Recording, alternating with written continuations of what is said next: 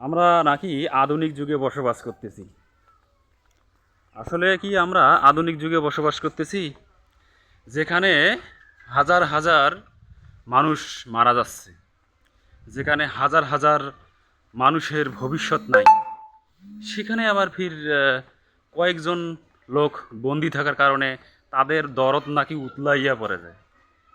কি আসলে যেখানে হাজার হাজার প্রাণের কোনো মূল্য নাই, আর সেখানে কয়েকশো মানুষের প্রাণ নিয়ে মানুষের এত উদ্বেগ, এত ভালোবাসা, এত টান।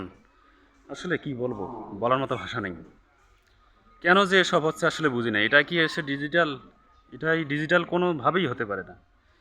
এটা ডিজিটাল নামে মানুষকে হত্যা করা হচ্ছে, মানুষকে গুম করা হচ্ছে, হাজার হাজার লোক মারা যাচ্ছে, অথচ কয়েকশো লোক লোকের জন্য মন একেবারে দেউলিয়া, মন উতালা। হায় রে আজব পৃথিবী।